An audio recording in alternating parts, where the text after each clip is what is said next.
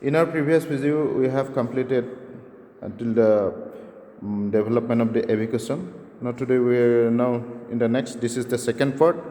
In our second part, we are going to say about the Interatrial septum. interatrial septum. Okay. So this is the bulbous cordis part, then this is the ventricle, this is atrium. Okay. Atrium, and this is sinus venosus. This is sinus venosus. Okay. Now we will discuss the development of interatrial septum.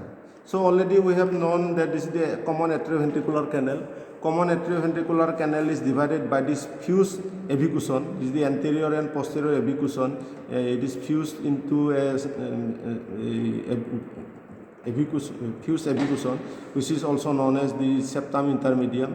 So this septum intermedium is dividing the common atrioventricular canal into right and left atrioventricular canal. Okay. Right and left atrioventricular canal. Right and left atrioventricular This is canal. right side right and this is left this side is left. This is the sinus venosus. The sinus venosus is entering to this atrium, roof of the atrium. The Yes. sinus venosus, this is the right venous valve and this is the left venous valve. Right venous valve and this is left venous valve. So the upper part of the right and left venous valve is fused to form the septum spurium. This part This is is the septum septum spurium. spurium. So this septum spurium is attached superiorly in the roof of the atrium. Roof of Yes. the atrium. So this is the sinus venosus. So here, first of all, we will see the formation of the septum primum. So this is the septum primum. It grows from the roof of the common atrium in the midline. So it grows downwards towards the fused avicuson. It is growing towards the fused avicuson. Okay. So due to the blood flow This from one is crescentic sepet, no? yeah, This one is crescent sepet, septum primum, this red one. So the blood is entering to the right side of this common atrium through this sinus venosus. Now the blood will flow towards the left side.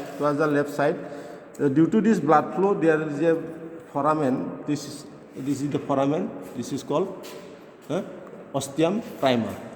Can you see? Yes. This is called ostium primum. This ostium primum is nothing but incomplete growth of this septum primum. Due to blood flow from the right to left side, there is a foramen-like structure. It is called ostium primum. This is called ostium primum. So now the septum primum is going to complete. Which one is ostium primum again? This This one is this pure whole like structure. First one is the ostium primum. Yes. So through this ostium primum, the blood is flowing from right to left side. Left side.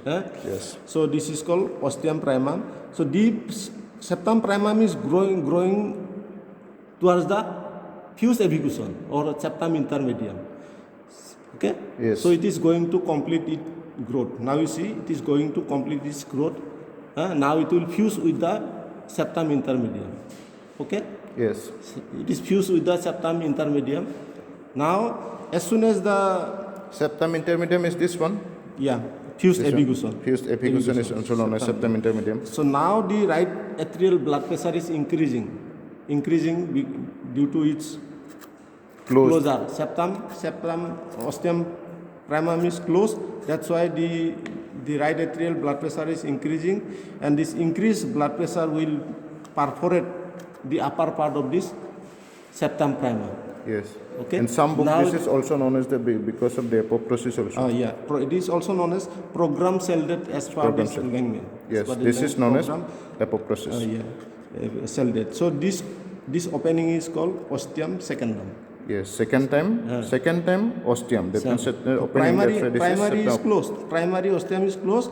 As soon as the closure of this ostium primum, there will be a perforation which is known as the program cell death. So this is called ostium secundum. Okay. Now this ostium secundum will be closed by a new septum formation. This is called ostium septum secundum. Is a muscular septum which is from from the roof of the atrium in the right side of the septum primum. So this is ostium septum secundum. So septum secundum is also a crescent sepet. Its growth is measured anteriorly. its growth is measured anteriorly. Yes, this so one is it is going anteriorly, it is closing the ostium secundum. It is closing the ostium secundum. Now, as the right atrium is getting blood supply through this sinus venosus, though this increased blood pressure in the right atrium will flow towards the left side, through this opening. Through this opening, I mean the below the lower border of the septum secundum and the upper border of the septum primum. There is a foramen that is called foramen ovale. That means this one is the foramen ovale. Foramen ovale. The blood flows from the right to left side. So this foramen ovale. Okay. Now after birth, there will be the entry of this pulmonary flange. This is the pulmonary flange entering to the left atrium. This pulmonary vein lies in the left atrium. There are four openings of this pulmonary veins entering to the left side, left atrium. Okay. So after birth, there will be pulmonary circulation. Pulmonary circulation will go to this left atrium. That means pulmonary circulation. That means after birth, so this lung will be inflated. So in the lung also there will be blood goes. From this spot again blood will come and they will enter in the left atrium. So now there will be increased blood pressure in the left atrium. Okay. So this increased blood pressure in the left atrium will push the septum primum towards the right side. Septum primum will be pushed towards the right side, and the septum secundum will push towards the left side by the blood present in the right atrium. So these two pressure will help in the fusion between the septum primum and septum secundum. Yes. So even after this septum primum and septum secundum, there will be other contribution in the formation of the interarterial septum. So these other contributions are, this is septum spurium, then this is the left venous valve, and this septum intermedium. I mean, this is the fused epicusum.